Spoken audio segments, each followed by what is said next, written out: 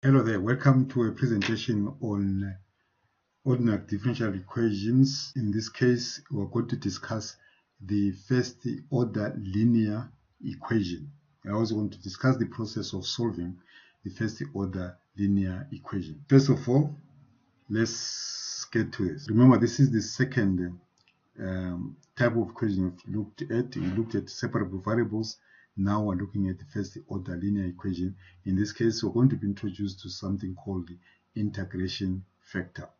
So the first question will be, when do we say an equation is a first order linear equation? This is the general form, or say a first order linear equation can be transformed algebraically to finally look like this. If you can see what's happening there, we have got a function of x, p, which is a coefficient of y here, and then we've got q, which is the right hand side. Now is the input to the system modeled by this type of an equation. So the issue is, what our issue is to discuss an approach which would help us to get solution to this. So let's explore this, exploring this equation. I would like you to think of the following situation, a very simple situation. Let's say with an equation x over 2 equals to 8. I think it's clear to anyone who has done this that to solve this equation, what we need here is a factor. I'm actually trying to motivate for this term here, factor. And the factor we need to solve this equation is simple 2. So if you multiply this by 2, you will simply get the solution as x is equal to 16. In other words, this solution here, it becomes a kind of a factor which you can say is resolving the equation. It's resolving the equation. So taking a cue from this kind of discussion here, we would wish that we had a factor here which would multiply this equation with in such a way that we end up landing to a solution. Exactly this is what we're going to do. This integration factor here is actually what we can call a resolving factor r of x. And then if there is such r of x like 2 here, we would wish that we would multiply the equation by r of x, multiply this equation by r of x, wishing that after multiplying, there's a way of landing at the solution, let's say in this case, y of x. Now, let's simplify this equation a bit. What I'm going to do here, I'm going to ignore these brackets, r of x, p of x, and so on, and write something like r dy dx plus r p y equals to r q x. I don't mind leaving q x there. I'm going to simplify this thing further here. Now, what I want to do now is, let's suppose, for just for convenience, without losing any kind of, without really getting to very particular case, let's suppose that q of x, the input of this equation, is equals to 0. Then if that is the case, we would end up with a homogeneous equation, which is dy dx plus r py is equals to 0. So our hope is that this kind of manipulation will lead us to making sense what is the function y. Now, at this stage, I would like to remind you of something. Let's say with v times u, product of two functions, because what we have here, the situation we have here, is actually a derivative of a product of two functions. If we differentiate this, what we would do, we would have here u multiplied by derivative of v plus v multiplied by derivative of u. That's what our product rule will give us. Now, if we look careful at this, you will see that what we've got here is r multiplied by derivative of y, which is more or less something like so. Then let's mimic this exactly that way. I will want to put here r y.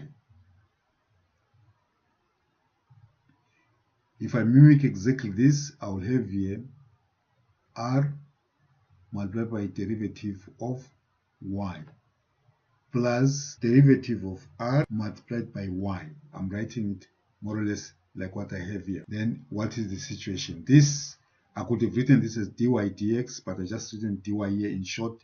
That's the thing. So this, we can comfortably match this term with that term if we suppose that this is a product rule situation for differentiation. So match that's not a problem. That's r dy, and here is r dy.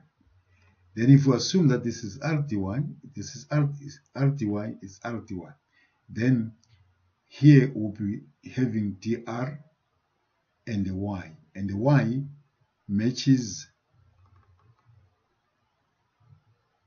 y, this y here. And then dr has no choice. The only choice we have got is to make dr match rp. This is a derivative of r, and this is rp. Now, once we've got this as a differential equation, we can see that we've got a differential equation here of separate variables. How do you separate variables? We write here dr over r equals to p, and we are almost done to get our resolving factor here, which we didn't know. Now, if we look at this, if we go back to x, this is a function of x, and the r itself was a function of x. So what we have here is simply 1 over r multiplied by dr, which looks like a derivative of a line function. So integrating on both sides here, would have the integral of dr over r equals to integral of px dx. Now integrating on both sides, we get that this is equivalent to ln r equals to integral of px dx. Now what we've got to do, we've got now to make r the subject of the formula. Then we apply e on both sides here. If we apply e on both sides here, applying e to ln of r, we're going to have r, which is r of x, equals to e, which is the integral, e to the integral of p x dx. And there's nothing to worry about here, because the equation, it was given that there will be function p next to y. So we'll just pick the function p from the equation and do this, then we'll get our integration factor. Now, let's come exactly to this kind of a situation.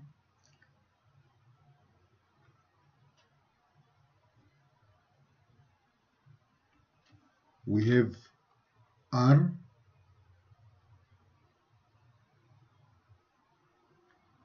dy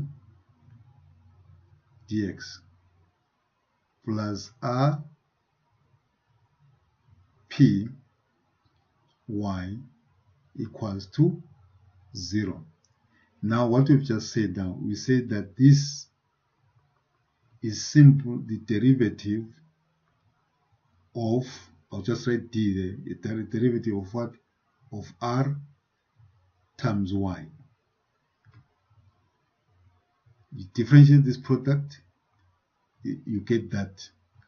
And then this derivative was saying it is equals to 0. But what we know that a derivative of a constant is one which is always equals to 0. So what it means here, if we now apply integral on both sides,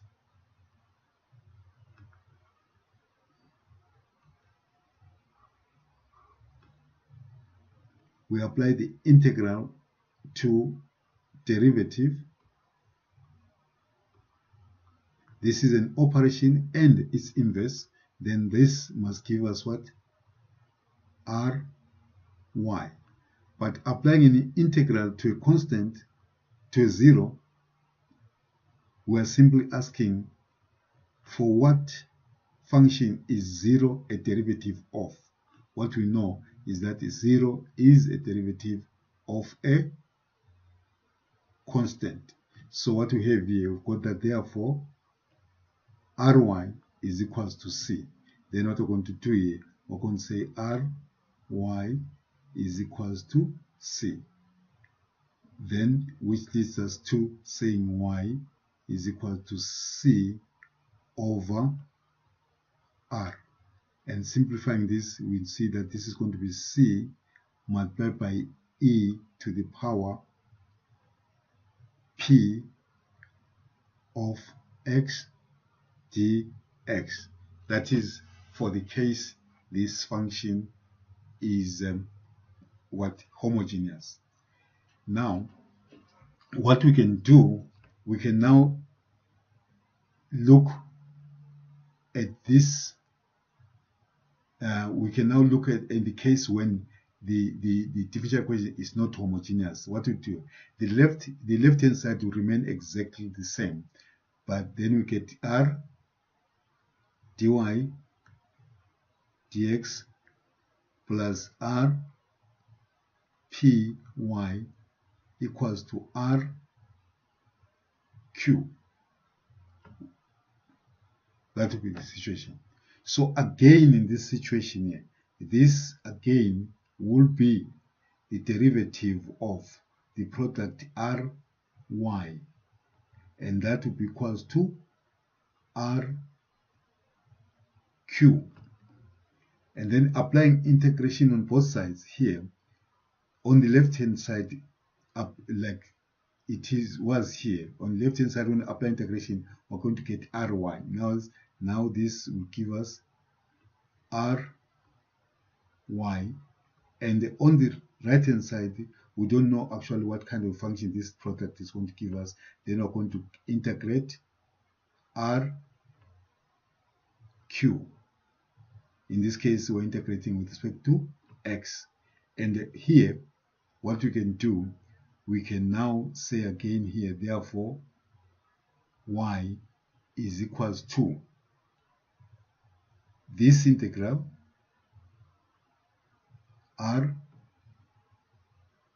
q with respect to x divided by r. Now remember, this r here is simply an integral like this, which you can integrate and get a function. And when we integrate here, we might need to do integration by parts, which actually have got to do with the derivative of a product of functions, and then divide. Then we've got our solution. So what you can see now at the end here, we have actually a form of a solution when the equation is non-homogeneous, and here we've got a form of a solution when the equation is homogeneous. So the next thing to make sense of this thing is to take an example and go through the example. Then you can start making sense of what exactly you are expected to do. But this is an expression just to justify that this r which we are talking about here is not just something which is kind of a magic. It's something which is well thought, and we can derive this way. So then let's get to the examples. Here is an example. I'm not going to write a lot of things here. I'm just going to say here's an example. Here's an example. So we know what we're expected to do. There's no need to write anything about this example. What we need to do here, we need to find the function y, which is unknown. So, but what we saw in our discussion before, the first thing which you must do, which you must always do, you must do step number 0, which is identification. You have to do identification. What are you supposed to identify?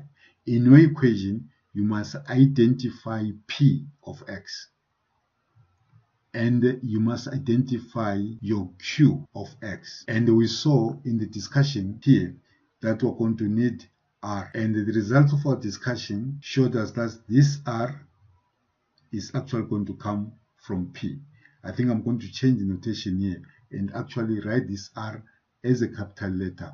I'll write it as a capital letter. You can change the rest there and write it as a capital letter. You'll see why I want to write it as a capital letter. So our R here is a result of working with P.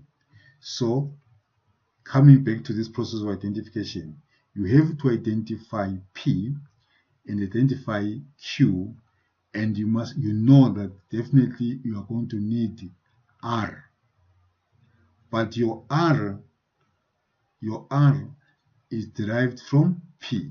So your R is derived from P. So put a leg on P, then you get your R. I said identify P, identify Q. Your R comes from P. Which way? By taking e to the exponent integral of px. And once you have that, we know that the product of r multiplied by the unknown function y is always equal to the integral of r multiplied by q of x dx, or whichever variable we are using, independent variable we are using there. Where are we getting that? This is what we saw. This is what we saw here. The product of the integration factor times y is equal to the integral of r times the integration factor. So here I've written exactly the same thing, but using the capital letter. So my advice is, you work out your p, you work out your r and finish, and then you first, once you finish there, you come and write this expression. You work out your right hand side here and finish. Once you have done that, the last step there would be to make your y subject of the formula by dividing this on both sides by your r. Your r is the result of doing this kind of integration. So let's do exactly these three steps in this problem. I'm doing identification now. P, look at the equation. First of all, the equation was given as dy dx plus px. Please note that this is a plus pxy equals to qx. So our very first task is to write this equation in this form, with an emphasis that this sign here is a plus. So what I'm going to do, first of all here, I'm going to subtract on both sides 3y over x. Then we're going to have dy dx minus 3y over x equals to 2x squared. As you can see, I don't have a plus. Now I've got to manipulate my expression that it looks exactly like this. How? Let's do it this way. Dy dx plus, then I put a minus here and say 3 over x. And I'm taking everything which is not y here.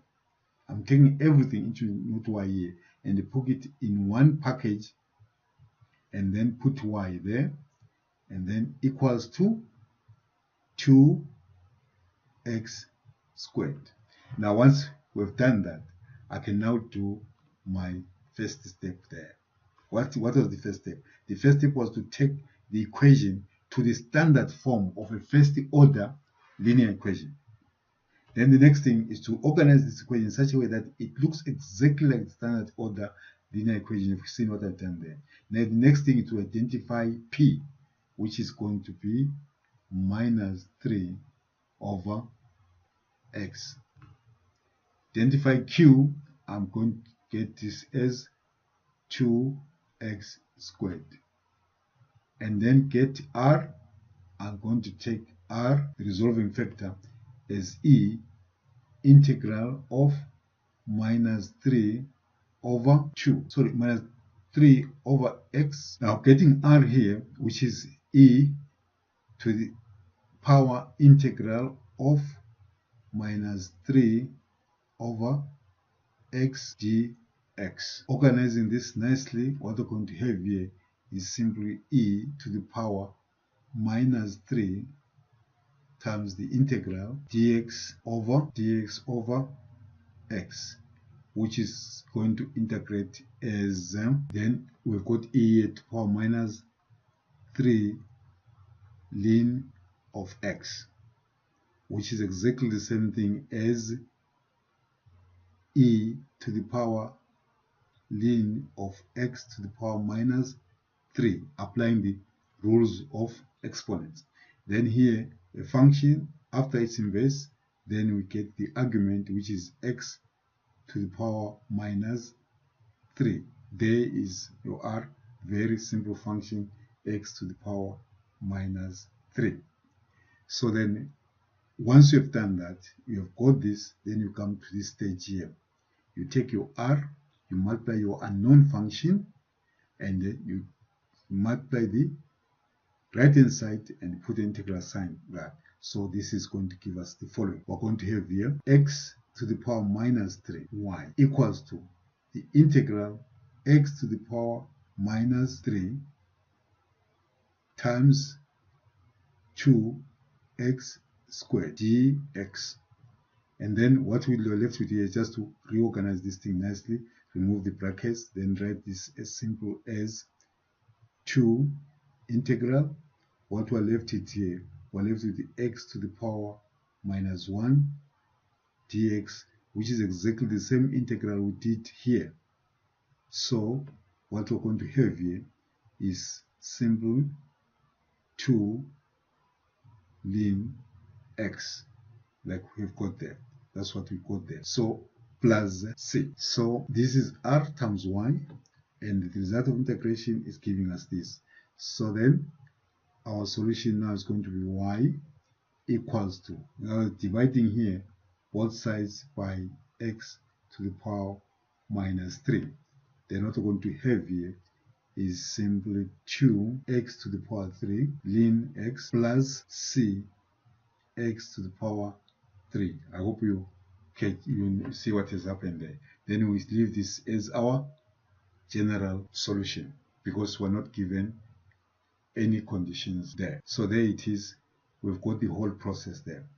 I advise you to go over this explanation again and again and see until you can see what exactly you are supposed to do, and then try an example of your own. Before you can reproduce this solution as it is without looking at it, then you are not ready. Please sit down, pay attention to all the detail, stop the video, and try to do exactly the same problem. If you can get it right, then you can pass over to the examples. Here is 2 examples. Then in this case here, we are supposed to find a unique solution. So what I'm going to do here, I'm going to do number 2 and leave 1 for you to do after you've understood exactly what has happened in the 2 examples. So let's get a solution. There is the equation dy dx minus 2y equals to 4, and the condition is given there. Guys, this is not something like dy dx plus p x y equals to q x. It's not exactly that. So the first thing, let's write it exactly in the standard form. Writing this in the standard form, I'll write dy dx plus minus 2y, so I'm isolating p there, equals to 4. Then my initial step now is identification. It's important to know the integral parts of what you are looking at and how to deal with those parts. So identification here, I'll identify p as a constant function minus 2 and q as a constant function 4. There's nothing wrong with that. Then our r comes from p. Then this is our r of x. Then we say e integral minus 2 dt. Dx, and then integrating e, there you get e to the power minus 2x. Please listen carefully. Here there's no need to add any c for the integration factor. There's no need to add any c. So we've got that. So then the next step is, this is our integration factor. What we know is that the product of our integration factor multiplied by the known function will always be equals to the integral of integration factor multiplied by q dx. So what we need to do here, we simply need to integrate this. Now we can take 4 outside integral and leave e to the power minus 2x dx equals to 4 multiplied by the integral of this is e to the power minus 2x over minus 2 plus c, and then this will give us minus 2e to the power minus 2x plus c. So once you have finished integrating on the right hand side, then you can divide both sides by the integration factor. So divided both sides by e to the power minus 2x. What we get here is y, in this case the general solution y. Dividing there, we get minus 2. Dividing here, we get plus c e to the power 2x. And then using the conditions say y at 0 is equals to 2. This then implies that if we take minus 2 plus c to the power e to the power 2 times 0, this will give us a 2. And then we know that this will give us 1. So we've got here minus 2 plus c equals to 2. Whereby we can say, therefore, c is equals to 4. Then our last step now is to write our particular solution now as minus 2 plus 4 e to the power 2x. That's our solution. And there we have our solution for the problem we consider there. Then I would like to invite you to go and try this one completely like we've done here and practice this kind of work. I hope everything is clear, but if it's not, then you can consult and clarify all the doubts you've got about this method, and then we can take it from there. At this point, I would like to say thank you for listening. My name is Charles Wasfani Msipa.